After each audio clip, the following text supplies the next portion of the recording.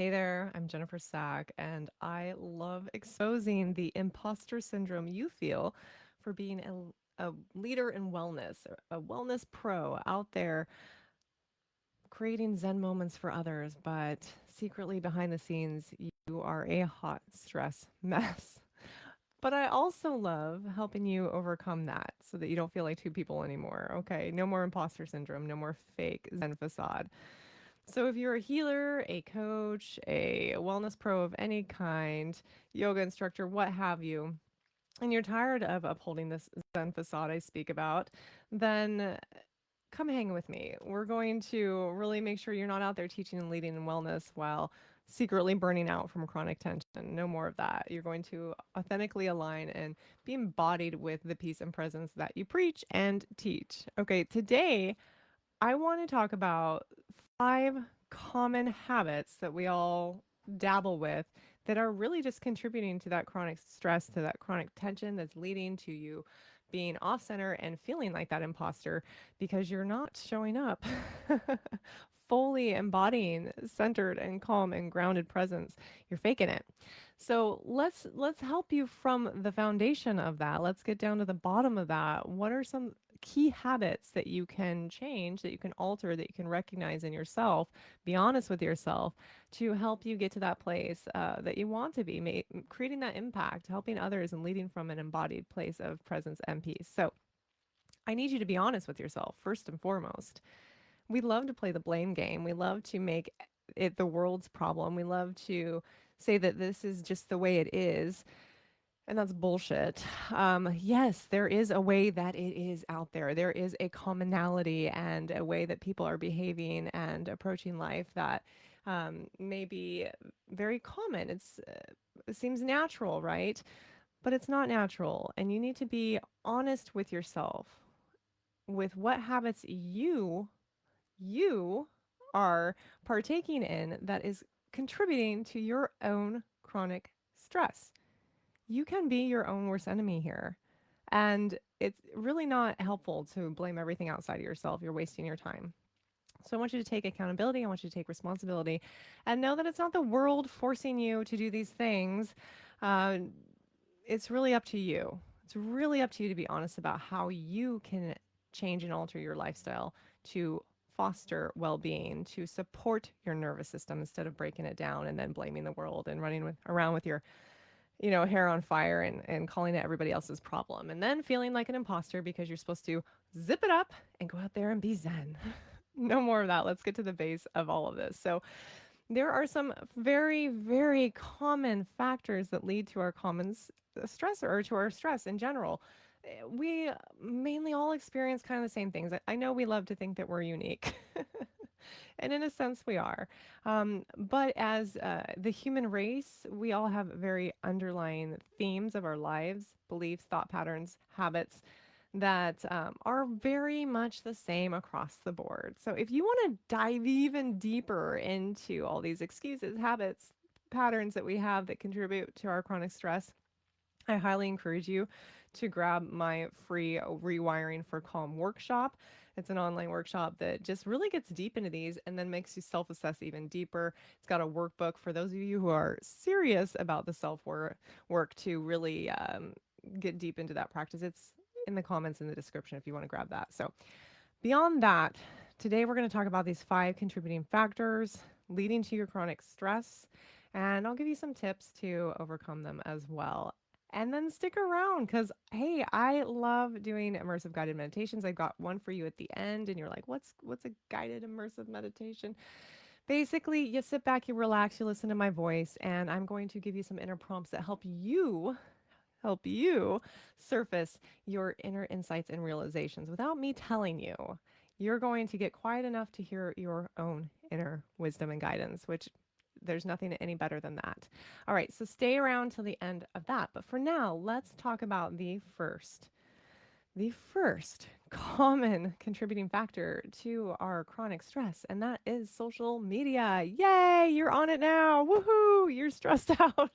No, social media can be good, all right, can be fun for connecting in some ways, but it's also a bit of the devil, especially when it comes to your stress levels.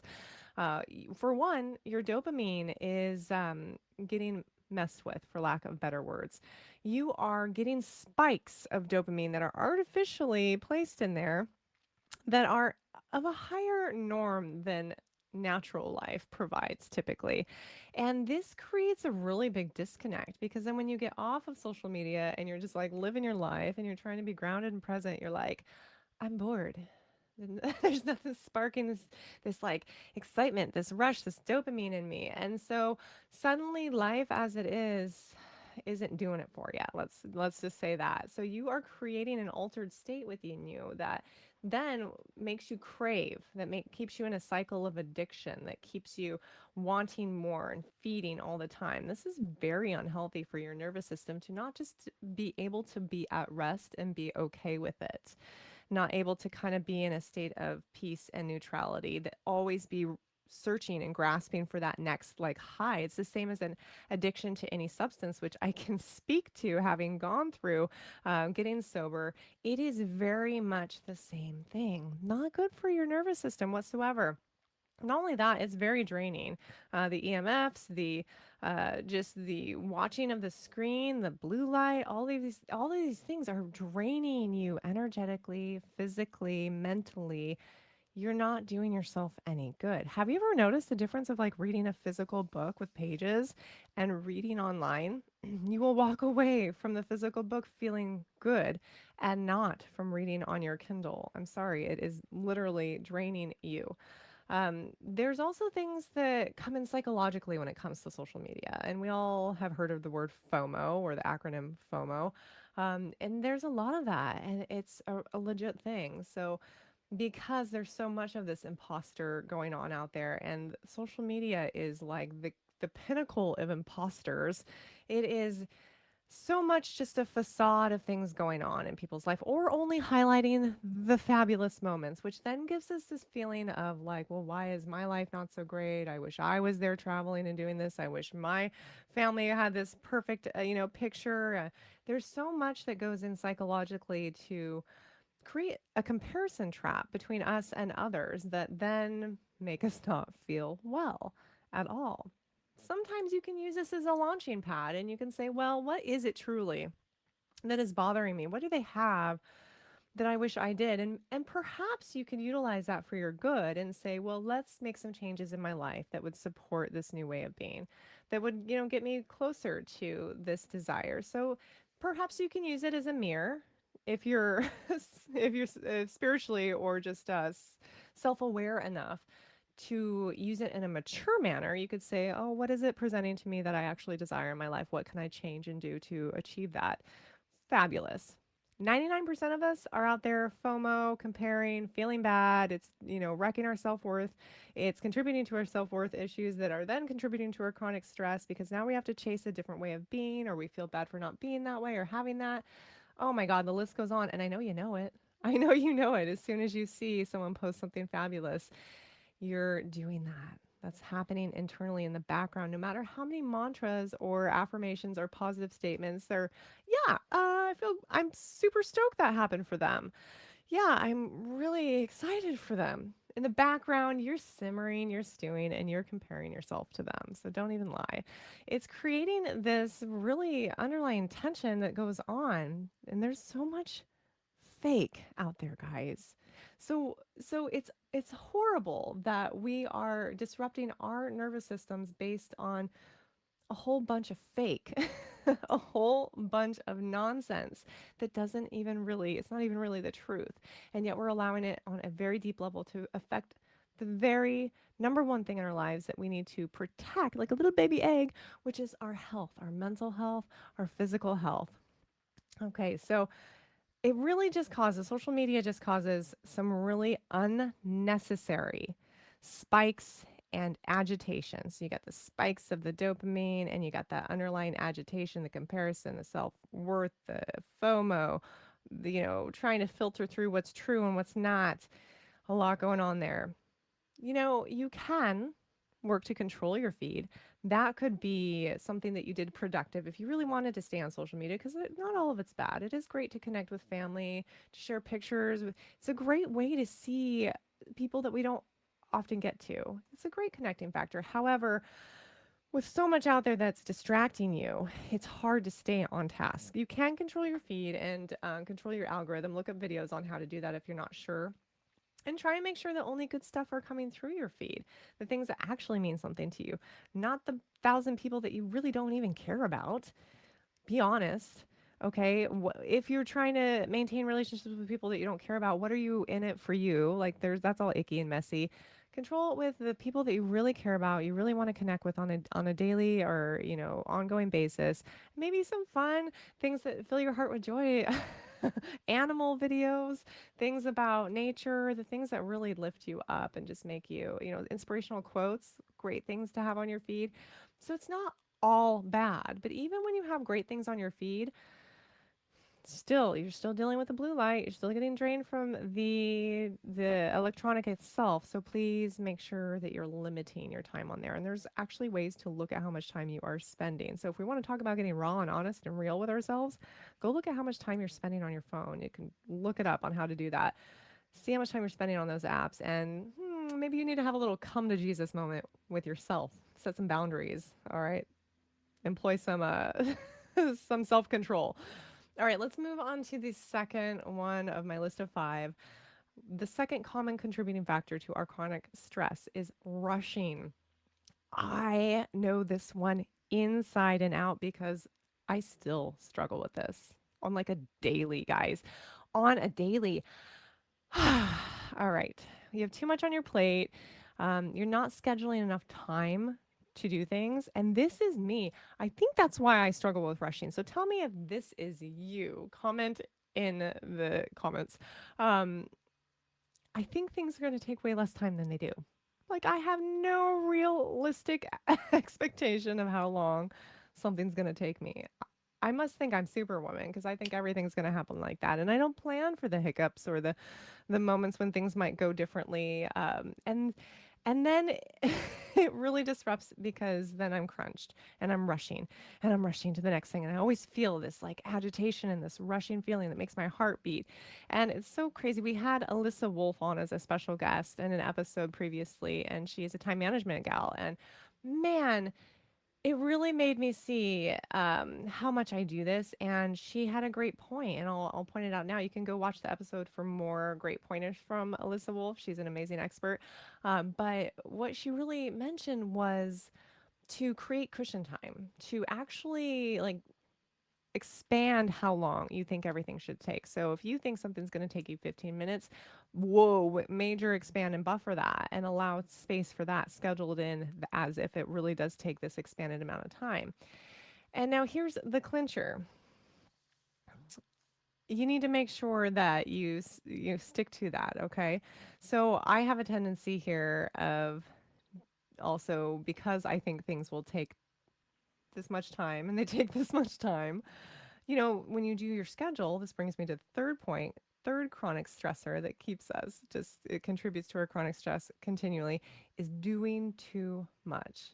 So because I've condensed it down, thought it only takes this much time, I think, well, I have all this whole day. Let's plug in this and this and this and this. I can get so much done. Do you do this too? Well, when you start expanding the time of each task and really buffering it and allowing for transitional periods between each task, you realize there's actually way too much on your plate, way too much. So if you were to implement buffering time, planning for transitional periods, and then you have way less on your plate each day, yes, there might be this initial gut reaction of like, I can't get anything done if I do that. We need to think about the underlying number one thing that we need to pay attention to. That's our health, our nervous system.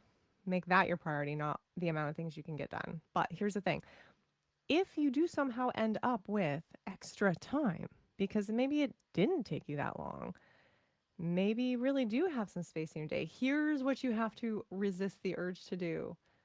Fill it in with something else that's just a productivity thing to do. So, okay, maybe the laundry only took you 20 minutes and you thought it was going to take you an hour to get through all those mounds. Well, the next 40 minutes doesn't need to be devoted to, cleaning out the kitchen or the vents or something, some other crazy task that is only going to stress you out more, going through the mail.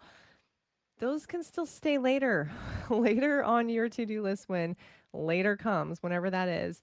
Allow yourself the downtime in that spacious moment that just presented itself unknowingly to actually relax, to actually be present with the moment, to take a moment to breathe, to think, not agitated worry thoughts, but to like explore, to go outside and enjoy things.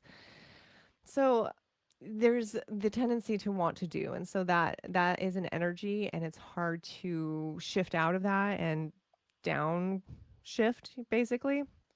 But you need to start doing this so that those moments of non stress become just as familiar as the heightened moments of productivity.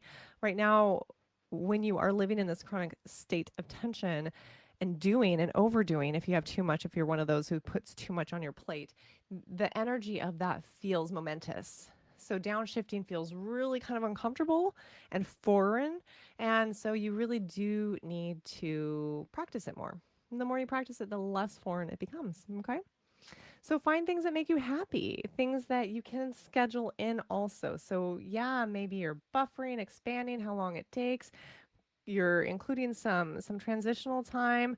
You're allowing downtime if space does open up because something took less time. But also make sure you're not forgetting to schedule in the things that make you happy. And now you're like, oh great, well now I can really do even less. Because now part of my scheduling is for my own joy. Yeah, that's exactly what I'm saying.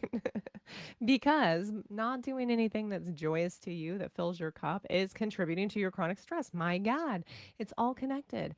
You need to fill your cup. Otherwise, you end up super resentful. I'm sure you can relate to that. And bitter, burned out, overwhelmed. And there's really no way to understand the feeling of joy. That's something about scheduling in things that make you happy. Why it's so important is if you live in a state of chronic tension, and I can speak from serious connection and resonation to this problem, you sort of lose the ability to feel joy. Do you resonate with that? Does that make sense to you? Are you like I want to feel it? I don't feel anything. It's not there. It's just not there. I don't know what it feels like anymore. That's because you've been living in the chronic tension for so long. That state has its own energy. And just shifting from that crazy energy to a joyous, peaceful, calm state is kind of a big leap.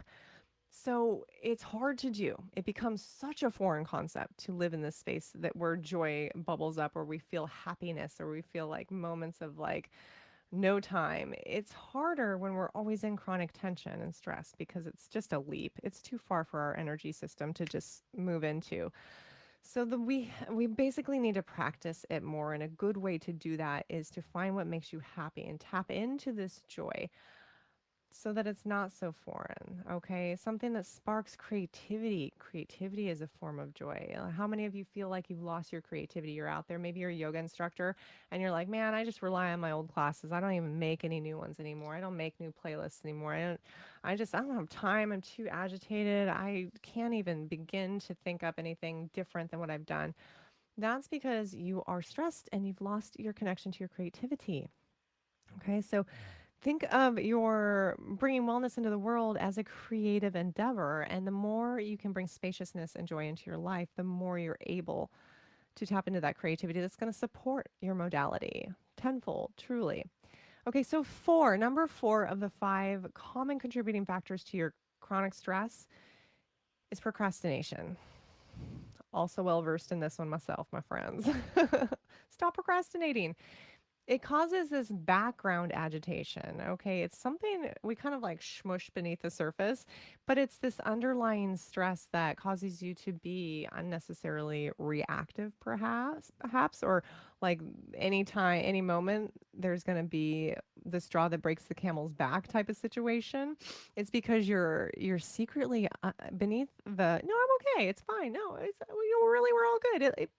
Later. Beneath all that, there is this low lying discomfort buzzing in you, causing even greater stress. And that can cause anxiety. And on the flip side, it can actually cause depression. where you don't do anything. Some of us are overdoers. We channel this low-lying discomfort into doing. That's what my tendency is. I don't know. Think about what yours is. Do you end up overdoing when you're procrastinating? Filling with a ton of other tasks that you need to get done suddenly before you do that one thing you don't really want to do, or that will, need a ton of brain power that you're just not ready to summon yet.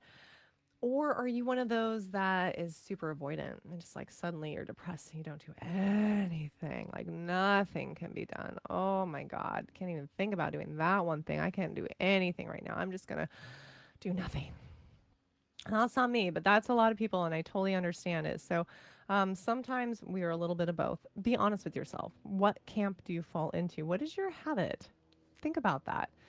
Now, yes, some people say, well, I work best under pressure. It's just, if I procrastinate and do it last minute, I can boosh that out. And that can be true. That can be true. I'm not going to lie. I've done some great things under pressure in the very end. And I'm like, wow, why did I put that off? That I could just boosh that out. Well, fine. Sure. Have it your way if you'd like. But can you be honest with yourself? What good are you doing to your chronic tension if your state of being while doing something is hyper jacked up, full of caffeine because you had to get it done at the 11th hour? If you're all super like alert and hypersensitive to everything because you're like, okay, maybe you still produced what it was you were supposed to do, but at what cost to your nervous system? It's not good. And if we're putting our nervous system, our wellness number one, then we're not going to choose procrastination as a method to just, you know, a method to our madness, I guess, if you want to call it that. So, five most common contributing factor to your chronic stress, everyone knows it and still loves to ignore it. It's sleep. You got to know your baseline. You got to get enough sleep. My God.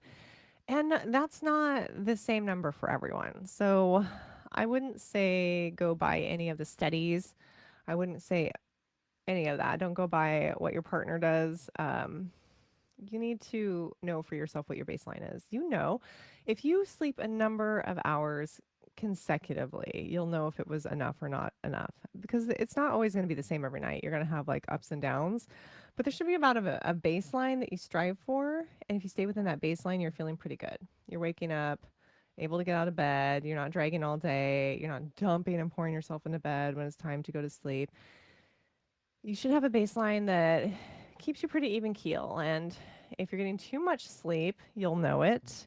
Okay. It affects you. And as well, if you're getting too little, not good. So I know this may seem rudimentary, but we often put this one thing into the back burner. Everything else falls ahead of it in terms of priority, and our sleep gets thrown in the back of like, well, when it happens, it happens. If it happens, it happens. But when we let this one fall over, the trickle effect into the rest of our life has a huge avalanche effect. So I really highly recommend you take an honest look at what your personal baseline is. And if you're not really sure, start taking some notes on it and track your sleep for a week, how much you got each night. Track how you felt throughout the day and in the evening, not just when you wake up, throughout the day, evening, when you woke up, all of it. And see what really works for you. What's your optimal level of sleep? Make it a non negotiable. You might even make an evening routine out of the deal to just make it more palatable, more enjoyable. So here's a tip for you. I want you to play pretend. I'm huge on visualization because I feel like if you can see something, you're more likely to begin to implement it into your life and make it feel familiar and make it your default. You also need to be super honest about yourself, about where you are now versus where that vision of how you see the ideal self being, so that you can really bridge the gap and move into that space. So let's think about this. Let's like play pretend for a moment and visualize ourselves as this like very centered, peaceful person. And think about altering these habits, okay? Think about putting down the phone, noticing your surroundings instead of what's on the screen, having a cup of joe or some tea and taking in your actual scenery. What might you notice that's around you? What's in the field right here? And a lot of us might want to avoid this because when we do that, things bubble up, feelings bubble up, thoughts come up that we Maybe we're avoiding using social media to distract us and keep us going, not connected, totally disconnected from ourselves. But think about the relief you would feel about finally being a part of life right here, right now, instead of absorbed into some virtual world of it. And if you don't know what that's like, try it today. Right in the middle of your doom scroll, put down your phone, take a deep breath in, look at your surroundings. Notice how you feel. Look at something in your room or the environment that you're in that you don't normally pay attention to and just notice it. Really look at it, the qualities of it. Your mind will slow, your heartbeat will slow. You'll feel better. Also, think about moving through life with ease, not rushing around, having time to move through from action to action without dropping shit because you're rushing, without forgetting things, your keys, your phone, whatever. Not blowing in like a storm to every place you arrive to, just like energetically screaming, I'm drama, but moving gracefully with ease. Think about how that slows everything down within your body, and you just feel like even just the thought of that is so calming. Think about being creative again, enjoying the little things that make you feel in the moment where like there's no time, time doesn't exist. It makes you feel warm and fuzzy. Maybe it's just playing in your garden or reading, not on your phone, not on your Kindle. Maybe crafting something or dusting off that old cookbook and baking something. Like really living life, really living it in a way that sparks just like joy in you. What would that be like for you? How would that feel? What about getting things done on time? Like chunking things off into little sections that are bite sized that can get done, that you can pick it up and then put it away and move on in life without the pressure, no last ditch efforts to get things done. Oh, what if you just move through like gracefully again? Just think about it. Visualize the difference. Notice what happens in your body even when you're just thinking about embodying those things. It's amazing. So, all of these tips have completely helped me go from stressed out to more of a state of presence and calm and really enjoying like the flavor, savoring like life a little bit more just as it is, not this like pretend life in the virtual world, but really right here. And that's where you're going to start shifting your energy, rewiring that stress loop pattern. I have no doubt that if you change just one of these habits, if you just focused on one of these five habits, that you're going to feel so much relief. So if you got to start small, just start there. Just choose one, okay? So if you want again more of a deep dive into the habits, the excuses, the beliefs, the patterns disrupting your personal life and your stress levels, my free we that's so hard to say, my free re rewiring for calm. Oh my god. Free rewiring for calm virtual workshop is going to be the deep dive that you need to have that come to Jesus moment. To point out all the ways that you are really your own problem when it comes to getting over this chronic stress, and that it allows you to take accountability and alter the ways that you're being and really reframe things. So, if you're up for it, if you're one of those who is really truly into self-care and helping yourself and improving and not just, blaming the world around you, grab that. Grab that in the description there. Okay, so let's go for the meditation I promised you because I want you to experience some deep insights and realizations from within yourself. I want you to be able to experience that without just taking in information. Okay, that's what we're doing all the time out here in social media land. I want you to actually experience something bubbling up from within you because taking in a bunch of information doesn't do anything for you if you don't actually implement any sort of method that allows you to connect deep within. Okay, so we're going to do that now. And if you're comfortable, I just want you to close your eyes. If that makes you uncomfortable, where you're in a space where you're like, I can't really do that, I'm driving. I'm at work right now, listening to this secretly on my phone. Then don't close your eyes, but do try to relax as best you can.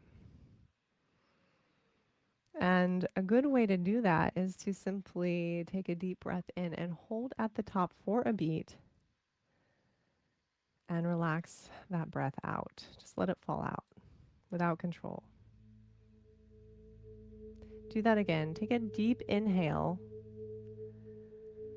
pause, and then let the breath just fall out naturally.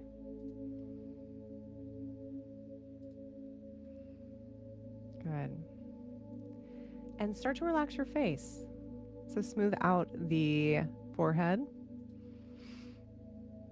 Soften all the muscles around the eyes. If you're like me, that jaw loves to be tense. Unclench it. Release the tension in your ears and your jaw. Relax your tongue. Soften down your throat and allow that to drip down, taking your shoulders down away from your ears as your arms get heavy. Your fingertips get light. And you can just move your awareness right into the heart space, just for a moment as you notice yourself breathing.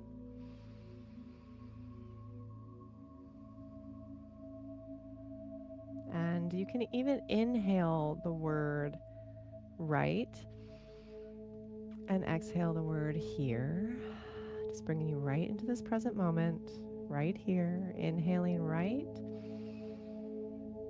exhaling here. Good.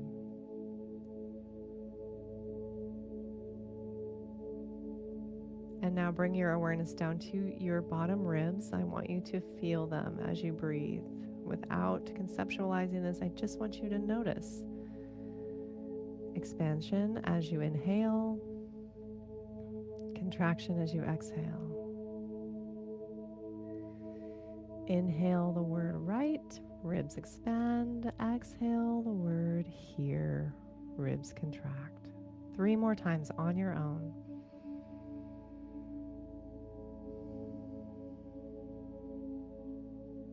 Keep going. Relax your face again. Good. Soften your belly. Relax your solar plexus. And drag that awareness right back up into that heart space. Breathing is smooth. Release the words of right and here.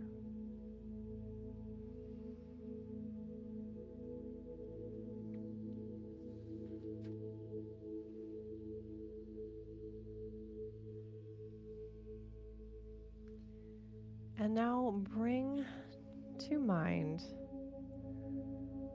the habits that reinforce your stress patterns.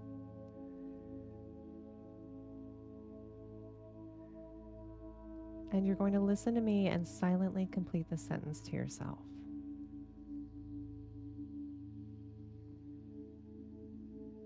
When it comes to the habits, my habits, that reinforce my stress, the truth is, just listen for your response. As you hear it, silently repeat it back to yourself. When it comes to my habits that reinforce my stress, the truth is,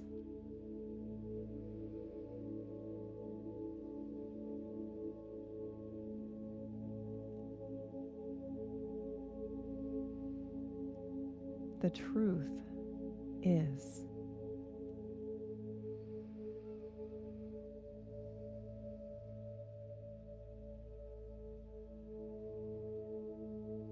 Good, let that go. Next, as you hear these words, just silently complete the sentence.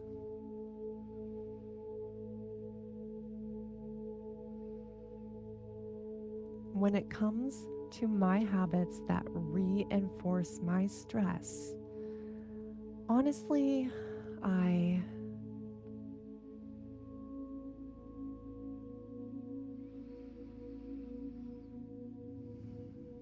just allow anything to bubble up. honestly, I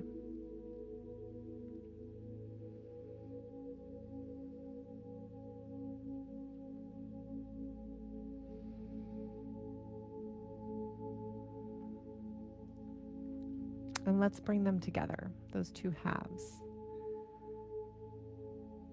When it comes to my habits that reinforce my stress, the truth is,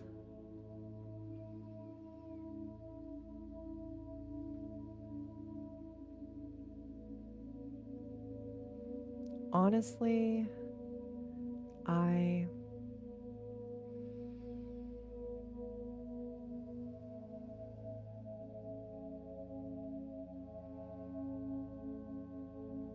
and as you hear these internal responses, realize that you're becoming more connected to the truth and the honesty within yourself. Just notice what becomes more clear. Let's try to take this a little bit further. Deep breath in through the nose. Let it fall out the mouth. Just resetting. Tune back into your body. Scan from head to toe. Is there anywhere you can release because you're anticipating, you're gripping? Use your breath as a tool to release that tension.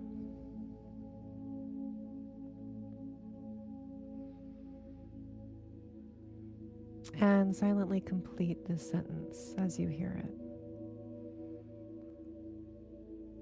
When it comes to my habits that reinforce my stress, I need to.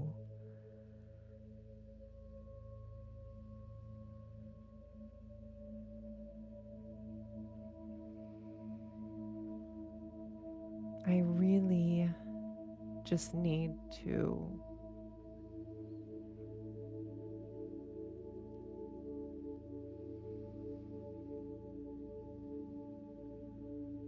Just notice what's there, what's coming up for you.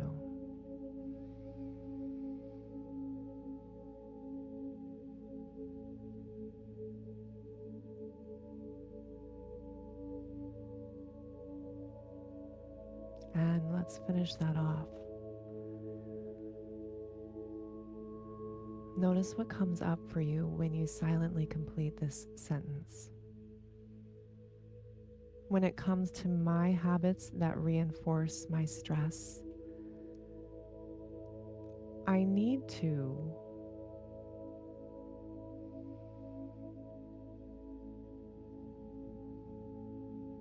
So that I can.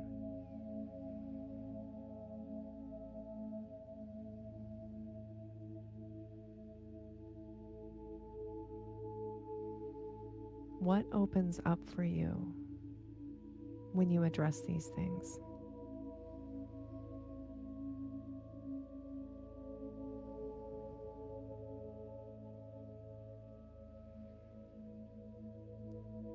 Good. I just want you to take a deep breath in right now. Hold at the top for 3, 2, 1. Slow release out. Keep your eyes closed for a moment if they already were. I want you to feel into your body. I want you to notice where is there resistance right now, if any. If you found any resistance, I want you to focus on releasing it with your breath, guiding a breath as if it could move into that space, inflate it, and exhale as if it could dissolve the tension.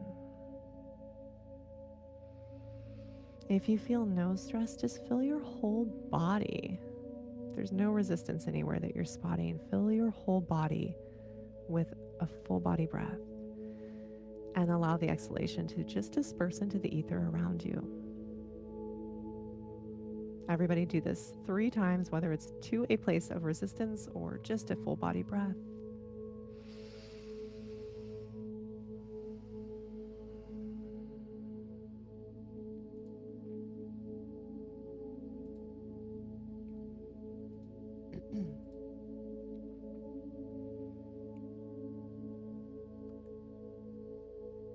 All right, And if your eyes are closed slowly, blink them open, taking in the light and the surroundings in your line of vision without connecting to anything, without applying concepts to what you're seeing.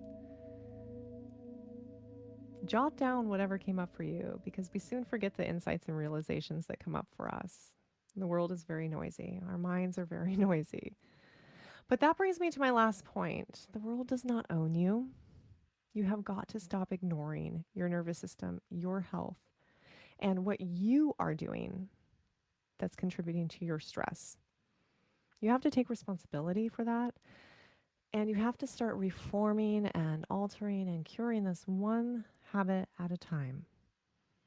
All right. And I hope that today's video will help you do that. And again, if you need more on that, grab that resource I mentioned. All right. Thank you so much for hanging out with me today. Keep being awesome out there. And until next time, more rest, less stress, my friends.